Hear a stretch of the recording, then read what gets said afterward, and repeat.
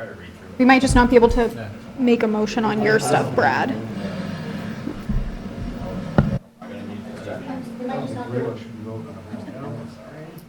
I mean, if Jason comes, all we need is a simple majority, so. Okay, you guys are.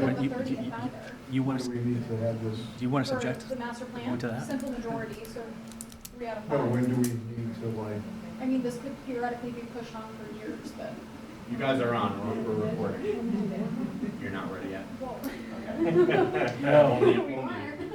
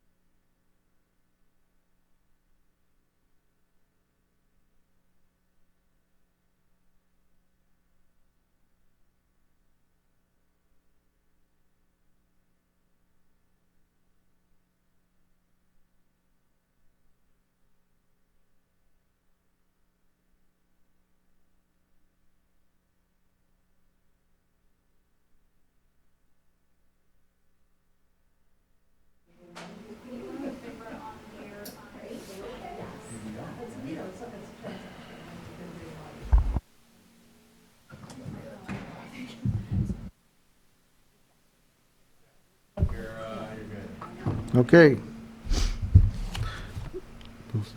Motion to start the meeting at 7:05, Groveland Planning Board.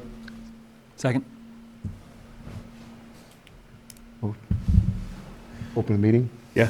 All in favor? Bye. Aye. Aye. Okay, first up.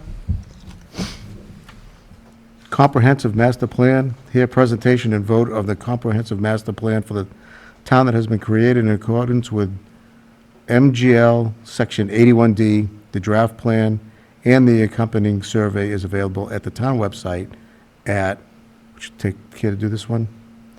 https grovelandmass.com/grants-projects/.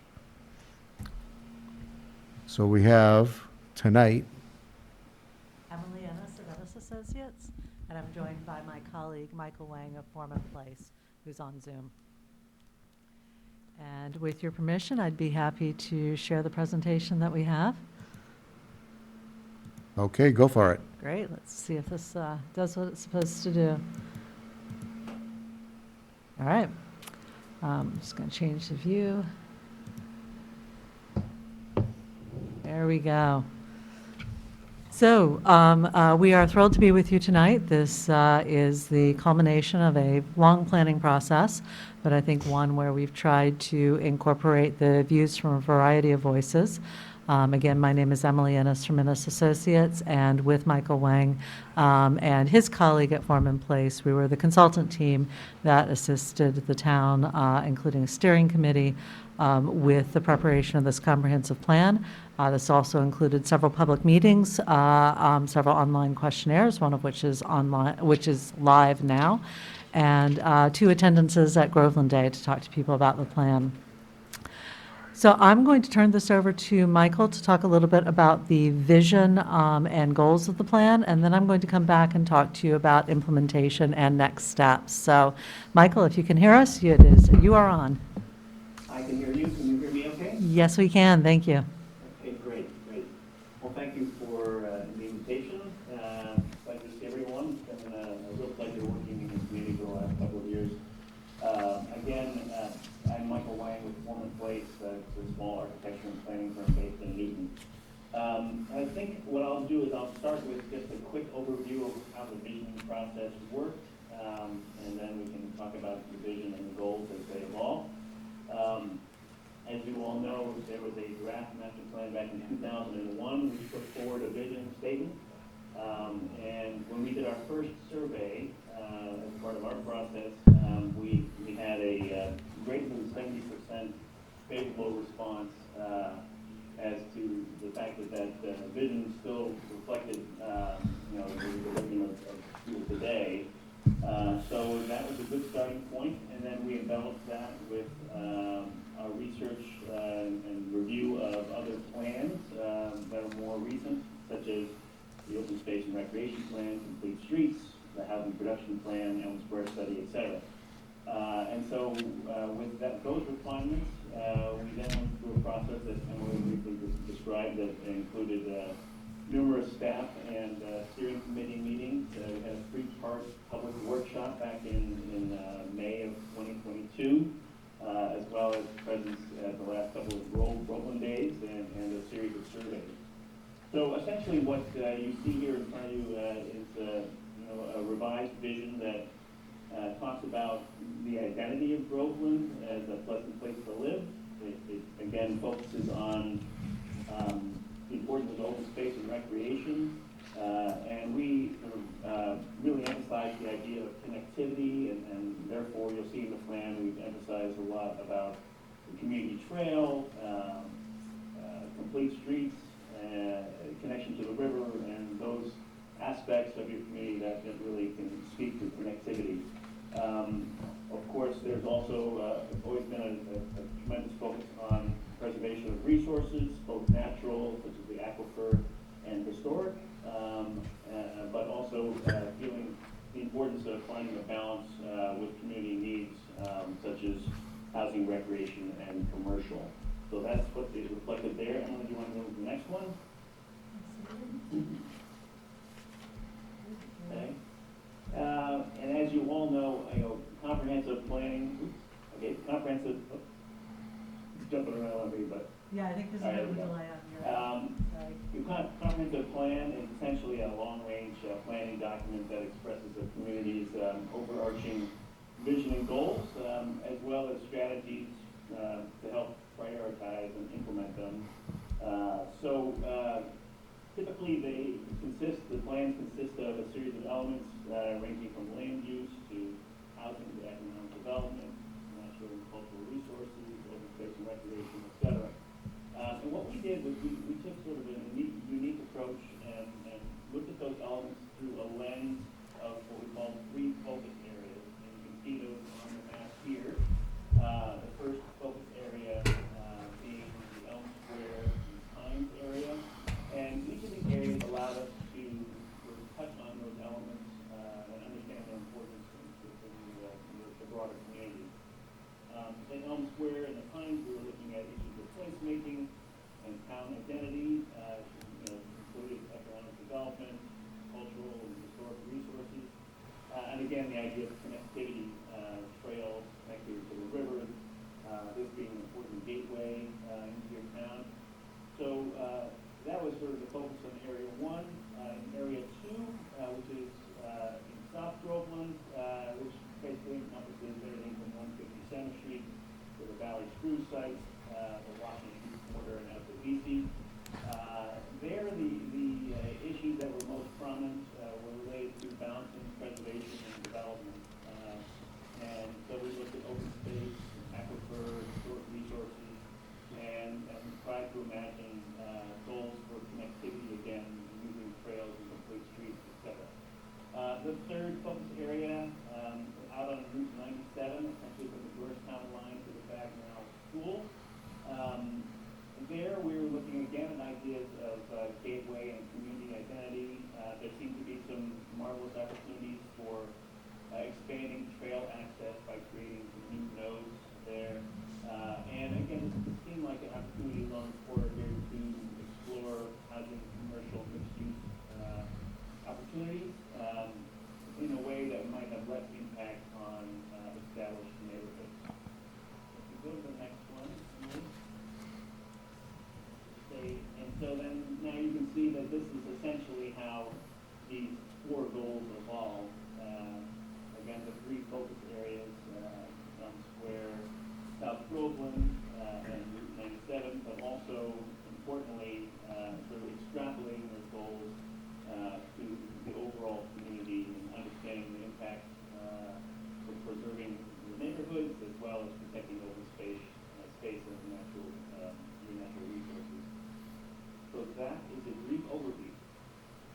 Thank you, Michael.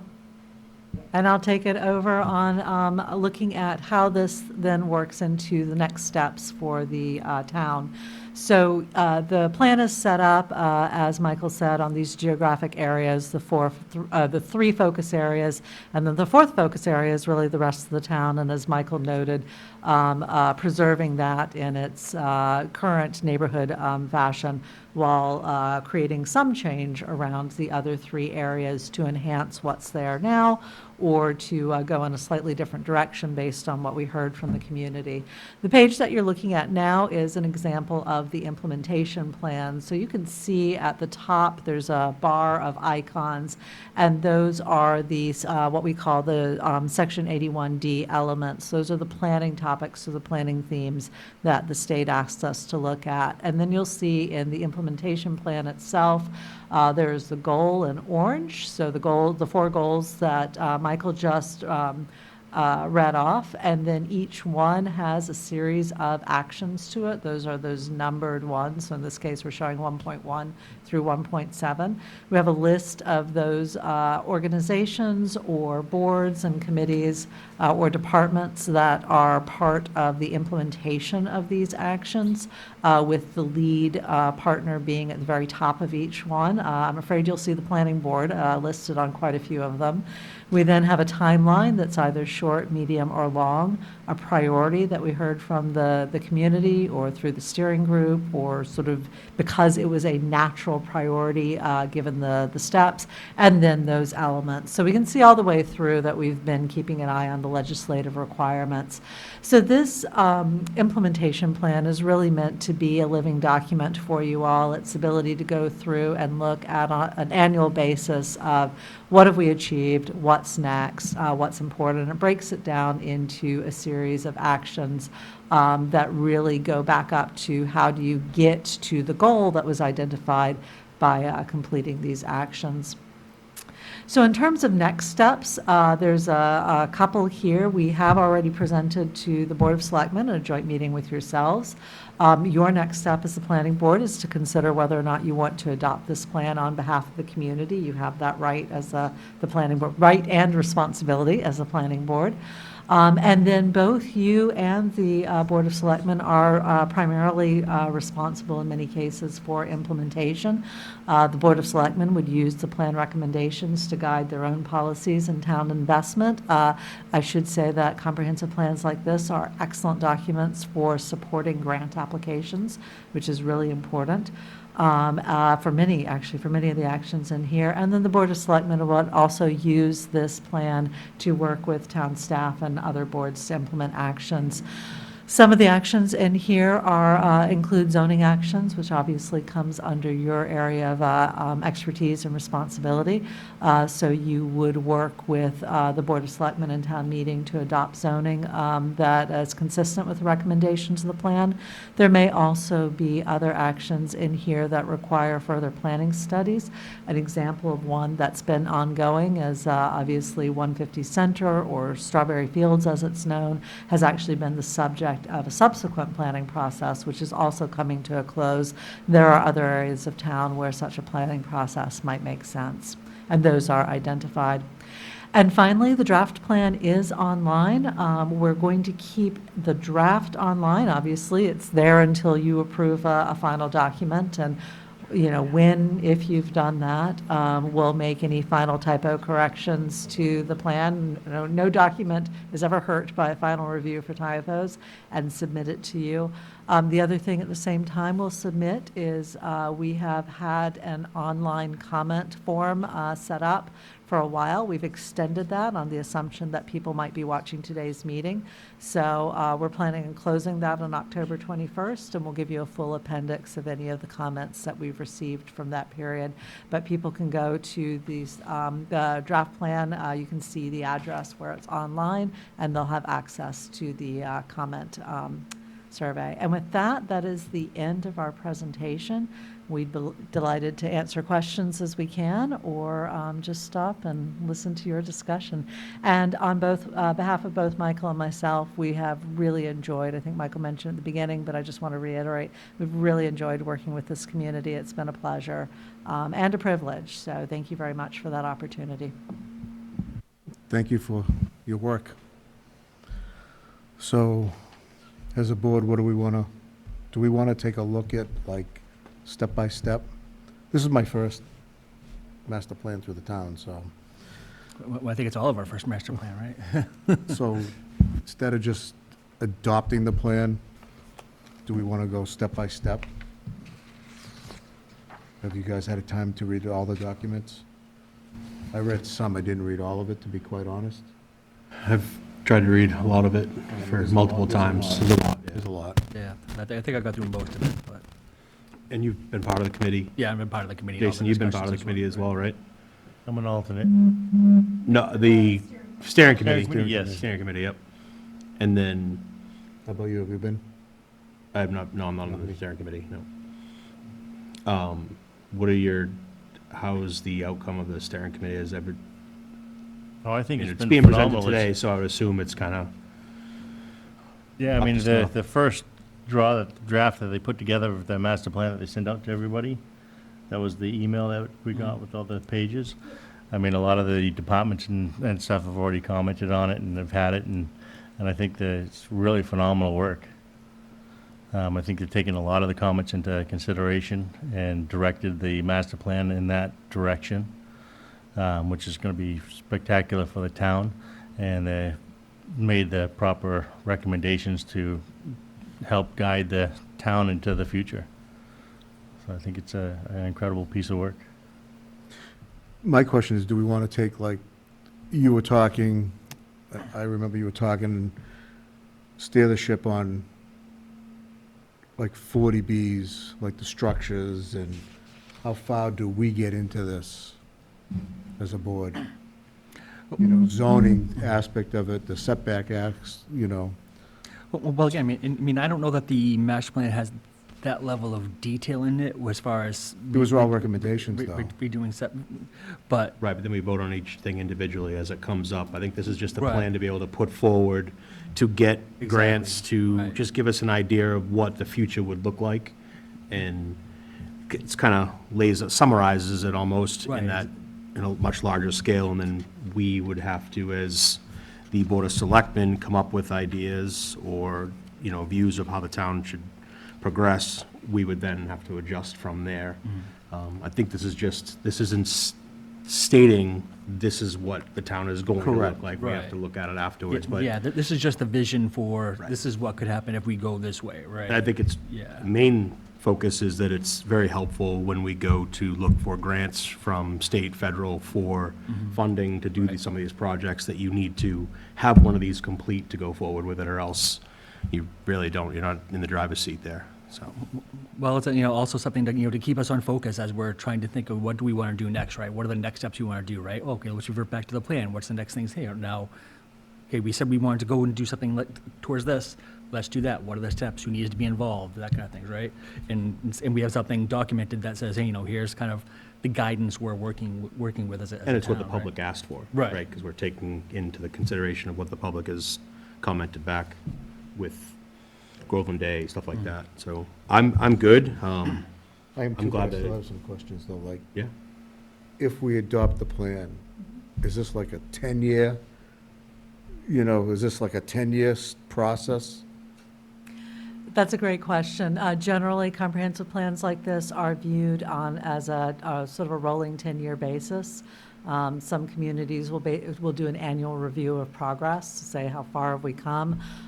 Some communities are starting to look at it on an every 5-year basis. There's no, you must do this every 10 years, but that is the typical requirement.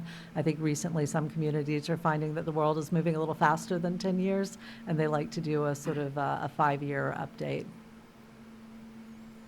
I'm all for adopting the plan, I just want to make sure that we can see it through as well, Yeah. That's why I said piece by piece, but Yep. I just wanted to interject, as Emily was saying, that you should really, I think of this as a roadmap, but understand that, your priorities will evolve over the next 5 to 10 years for sure. But the interesting thing is that we've identified a number of short-term, mid-term, and long-term goals. A number of them are sequential. So in order to achieve a longer-term goal, there may be 2 or 3 steps you need to do along the way to get there. And you may, decide along the way that the priorities have changed or whatever. But there are options in here, and essentially, it's a roadmap for the next 10 years. I agree. I that think being that's a great said, way. Are you here along for the roadmap, or is this your portion and we're done? Well, as far as the comprehensive plan goes, yes, our contract ends with this.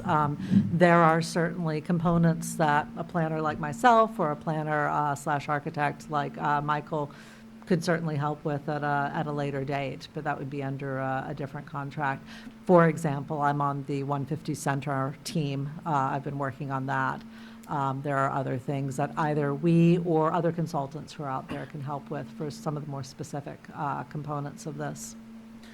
Okay, so maybe Annie or Rebecca can answer, like, in the future, do we have money coming in for this stuff? Is there more grant money coming in, or is this just a grant for this and you're on your own? So if you,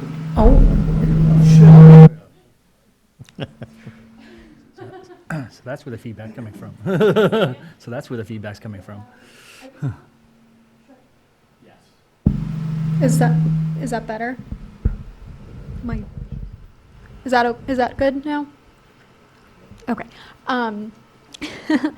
If you take a look towards, I don't know if it's a separate appendix in the plan, but Emily and Michael have identified specific aspects of the plan, or grants for specific aspects of the plan. I'm struggling to think of an example off the top of my head, but, I would maybe for, help with Elm Square, a downtown initiative grant might be in there. So things like that. So it gives the town the tools to find monies available for certain aspects of this project. Because if you talk to Rebecca or I or other people in town, it's hard to find money and find where these grants are. And this document provides us those resources right away. But the document will help, the board when we take a look. If we get funding for changing our zoning, we'll say, okay, well, what do people want here? The work's already been done, and we can reference this plan with that moving forward. But it is, like with anything, it's the town of Groveland, so it's always going to be the town's name on it, not a consultant's. It's the town's responsibility to enact the changes that they want to see themselves. So while, of course, we need funding to do so, it's not always just going to be the job of the consultant to do that, to get that job done. I just want to make sure we can like deduce what they give us. You know what I mean? Yeah, no, absolutely. I want to, there's only so far that we can go. And Right. if we take this and want to run with this, and we hit roadblocks, what happens next? Right. Funding-wise I also think that, I think it'd be a mistake to think that we're adopting this plan if we don't see every point in the plan all the way through that it's a fail, No, right? I mean, we're not going to see every plan. We're Right. not going to see every I- point. I think there's going to be whatever X percentage that we can feasibly achieve based on funding received, grants we get in, materials, like, every step along the way, right, has a roadblock, potentially. But if, I think that the roadblocks is the best word that Mike used. The roadmap rather, is, that's, our guide to where we want to go, how we can get there, things we want to look at. And then if we want to do the votes, to change setbacks or change zoning or what have you, to accomplish some of these goals, then it's then incumbent upon us to either put it up for a vote or what have you, right? So. Okay. DJ, anything? The only thing I was going to ask was, the steering committee is what's kind of there for most of the meetings and going through and working with the engineers or planners to build this. What is their have you guys recommended to an approval? Because we're that kind of final stage of approval, and then before it goes to the selectmen to kind of push forward in the future. So have you guys come to a recommendation? Do you guys agree, you guys are all in agreement with the plan set forward? There's nothing missing or anything like that? Yeah, that's one of the Yeah. reasons why it got brought to the Board of Selectmen Right. and Yeah. to you guys in the planning, in the joint meeting that we had, so they could present it to you, Cool. because that would, part of it was pretty much done, and I assume so, I just wanted to make sure Yeah, that, being that you absolutely. guys are on the committee. It doesn't look like, even if we approve it tonight, we still have work to do. You know, we go back, does it look like we go back to the selectmen and then we go, No. you know? It's, No, Sorry, I forgot I was on mute. No, this is a planning board approval document, that's it, Okay. yeah.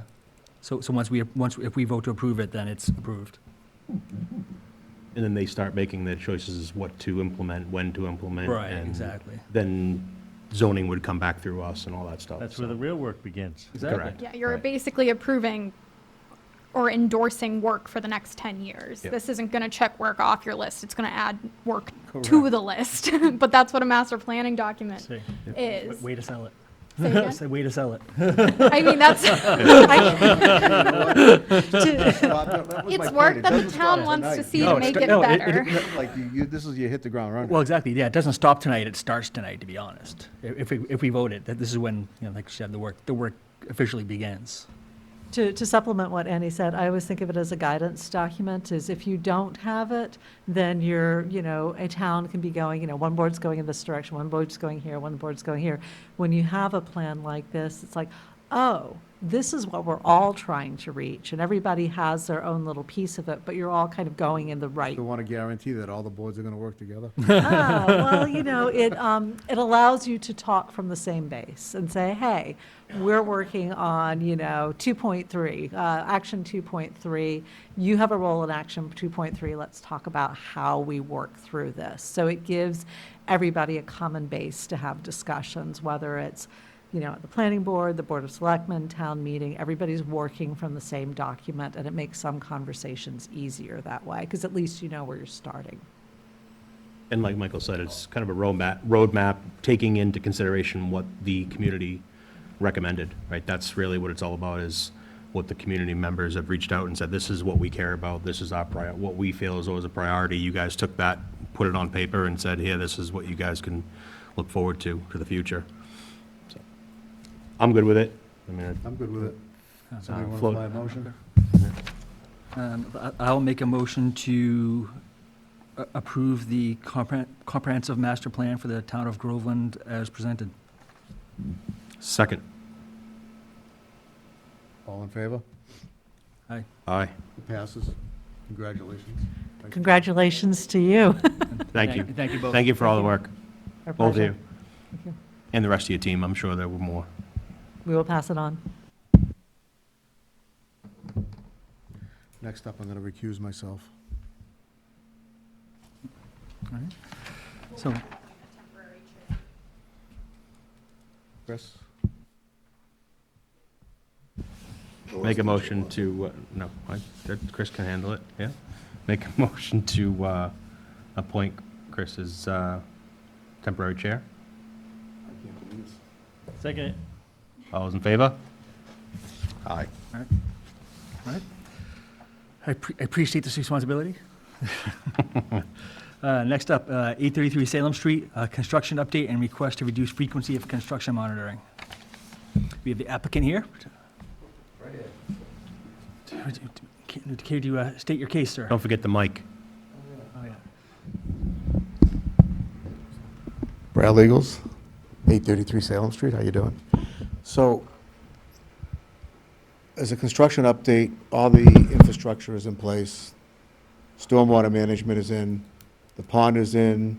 I don't know if anyone's gone down, Andy, do you go down and check it out at all? Grass growing? I Probably haven't about an inch. been since the first week of October, I think. So it's been a few weeks. So the hill is stable, water lines are in, hydrants are in, water line is not active yet. We put the chlorinization, there's like a tube we have to put in so we can chlorinate it. One more tap to go, and it should be live probably by the end of the week. And so basically, all the infrastructure is done. We're gonna start working on foundations and slabs tomorrow. I guess what we're looking for is the monitoring to be not as frequent as it has been, because all the SWIFT in place. So next meeting, we'll probably be looking for a bond reduction, you know, if TEC sees fit. All right. And I believe in that packet, I didn't realize it, there's a construction schedule in place. It's very small, sorry. I only received this Friday, and I don't work Friday, so I only got it today. So they Buildings are being do have delivered it. at the end of the month. What, Starting on the 1st, I believe they're going to be erected. what The are, whole- sorry? What's that? What's going to be delivered the first? Buildings. The structures. Yeah, the structures. They should start probably the first or second week of November, hopefully be done at the end of November, paving in December, electrical, finish electrical and parking lines and tightening up the lot. So it should be hopefully done sometime by January or in January, depending on if we have any speed bumps. So the buildings are coming from Georgia, the crew's coming from Georgia, so hopefully they like the cold by the time they get here. Time to bundle up. I met with TEC last week to go over various projects. So I mentioned to them that Brad would be looking for a reduced construction monitoring, just reduced construction monitoring. I put the decision in your meeting packet, which dictates the construction monitoring. It is, I'm not sure which. Well, it says "and plan" on the top. Yes, that is the one. Sorry, I'm struggling to find the.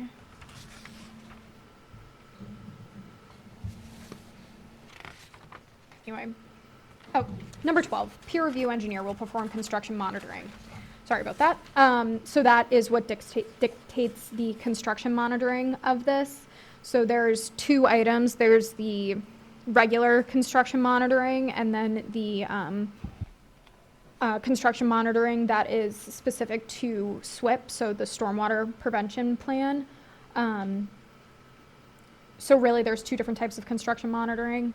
When I spoke to TEC, they recommended waiting to cut back on construction until everything had been stabilized. And they had considered, when I spoke to them, they were saying stabilization was either, grass, a foundation slab is a stable entity, or binder. So that had been their recommendation for that. And they just didn't have enough time to get out for the bond reduction, but I think for October 30th, they would be fine. They would be able to get something back for that. But that is just that was just TEC's 2 cents, but 12 and 13 of the decision is what we're specifically looking at with this request.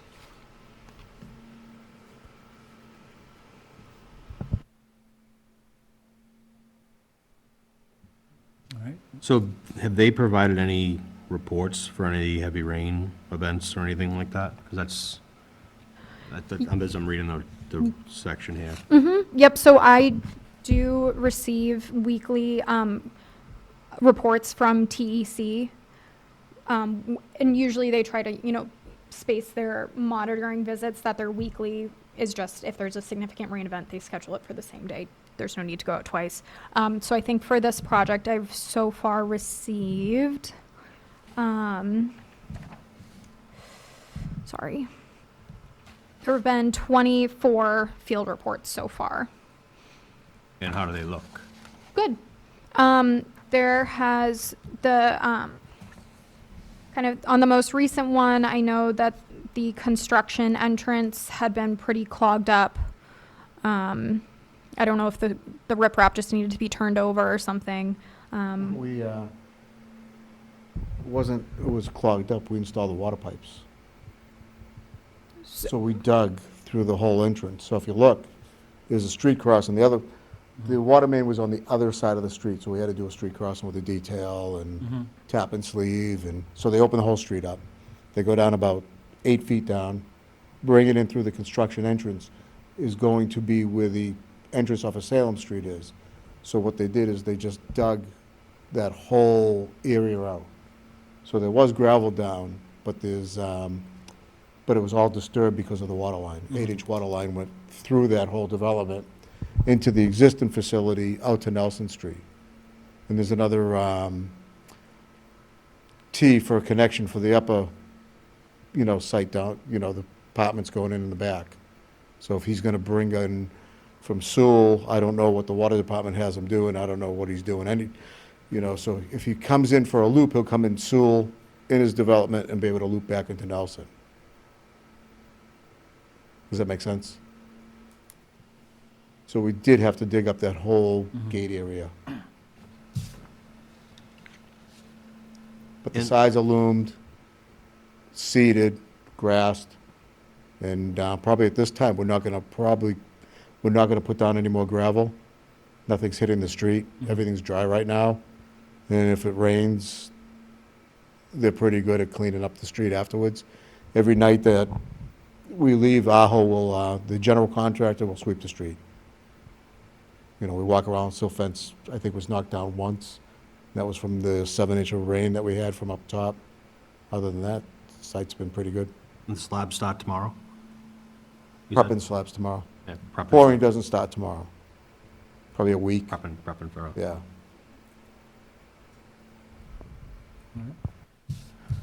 That's one of the standards for TEC's recommendation that the foundations be in place.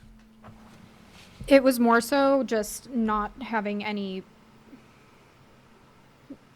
loose or disturbed like soil, dirt, what have you. I don't know if the stockpiles, what's going to happen with them, the stockpiles that are on site. I know they mentioned that. Probably gonna use some of the stockpiles. The stockpile's been there since we started. It was a 5,000, probably a 5,000 yard stockpile loom that's basically just about gone. But those have been pretty stable. They haven't migrated anywhere. There's a silt fence behind the stockpile, so all the stockpiling is on our property. It's never moved. No mud out to the street because it starts at the street level. Salem Street comes down 7 feet, and that's where you get to the flat. So it's a bowl basically. And so, everything has already been, whatever TEC wants, that's fine. If they want to wait another couple of weeks to the end of the month, I'm okay with that. But, everything's been, with a vibratory roller, everything's pretty stable at this point. And they'll continue, when they build the slabs, they'll have to compact everything as well. So anything they do there'll be a compaction ratio.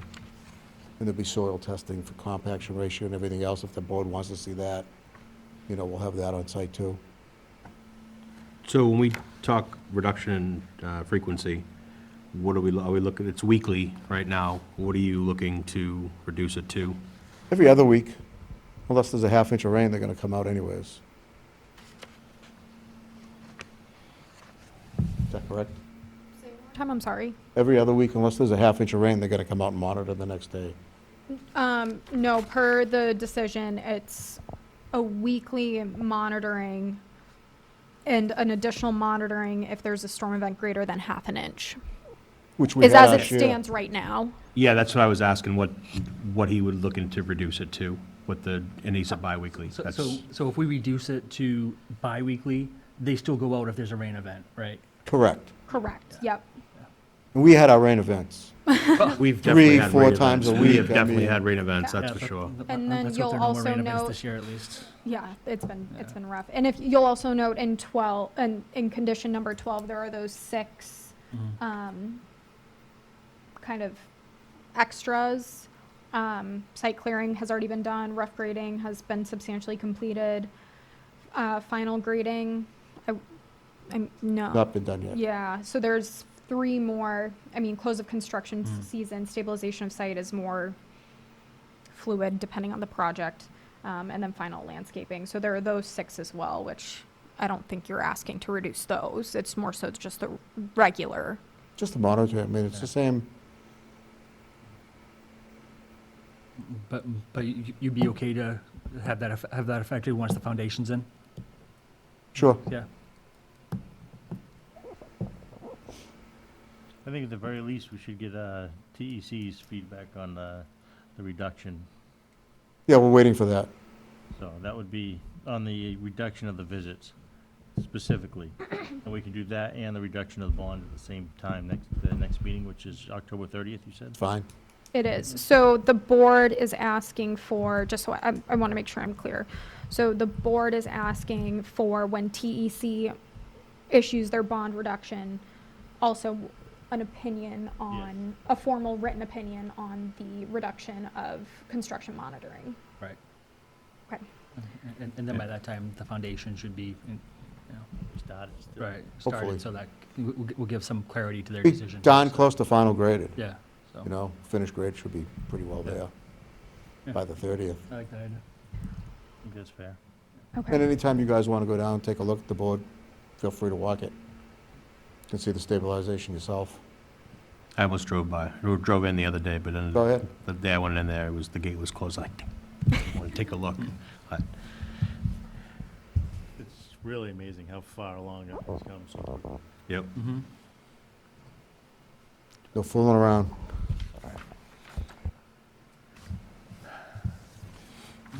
All right, so we need a motion to table this to the next meeting? So motioned. Second? Second. All those in favor of tabling the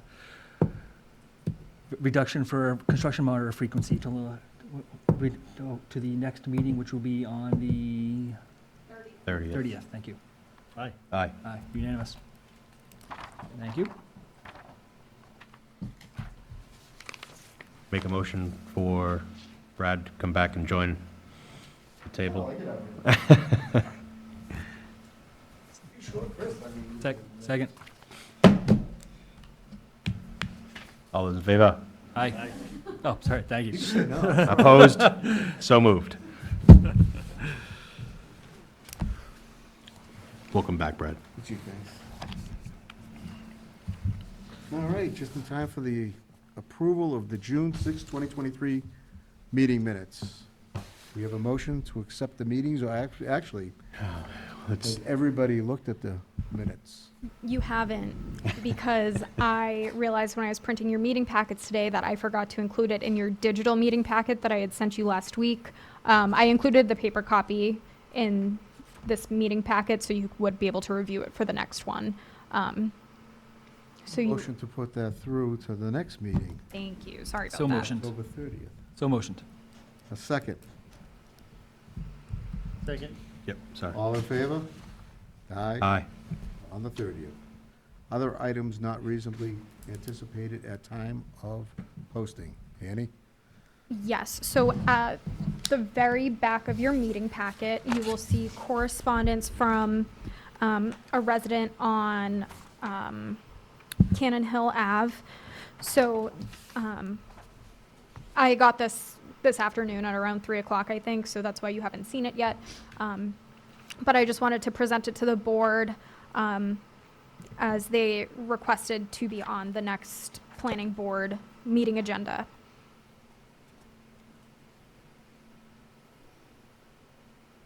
So just some correspondence that came in today. So basically, there's a no-cut 30-foot buffer zone adjacent to the property implemented in 2015-16 when a subdivision of 5 homes were built, therefore creating Homestead Lane. There have been several occasions when the property owners at 6 Homestead Lane have violated restrictions put on the buffer zone. They've cut trees, removed brush in the no-cut area. Local officials were contacted, the planning board was made aware of. So when was, the planning board was made aware of last year? It says on November 22. So last year in November, the residents at Cannon Hill Ave called me and said that their neighbor had cut trees down. I called their neighbor at 6 Homestead Lane, and they said that they had cut down dead trees. I explained to them that their covenant stated that they needed to reach out to the planning board prior to removing any trees and et cetera, et cetera. The easement covenant that was put in place does allow for dead trees to be removed. Onward we go? Last week, we observed the spray painting of the next marked trees to go and immediately notified the town. It was suggested to send a letter to express our concerns. In the meanwhile, when we came home, the lot was cleared. My concerns is that enough of the environment has been removed, deforested in the buffer zone. I fear water damage will occur to my property and others. We already experience water from runoff. The main idea of the buffer zone is to help and hopefully eliminate excessive water runoff. The loss of trees and other vegetation could cause desertification, soil erosion, and flooding.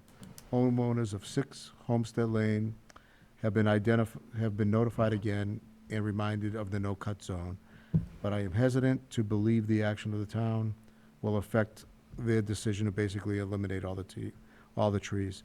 My request as homeowner of 25 Cannon Hill, so an evaluation of a distance of a 30-foot buffer zone, questionable fence installation, impose substantial fines for tree cutting. I guess he's asking for this, asking for a budget for trees to be replanted would help with the vegetation. I look forward to discussing my concerns with you at the next planning board meeting on October 30th, 2023. Catherine Weaver, respectfully. All right. Could we have Sam go out in the interim so we have his feedback on what's transpired there? I've already spoken with Sam about it, and he's on it. I need to send him the original decision and the covenant for it. So once he's had time to take a look at that. He's familiar with this, though. There have been issues. So When make a this was motion going to through. place 6 Homestead Lane on the agenda for October 30th. Have further discussion with some feedback and details about what's going on and what the layout should be. Seconded. All in favor? Aye. Aye. Aye. Thank you for the letter.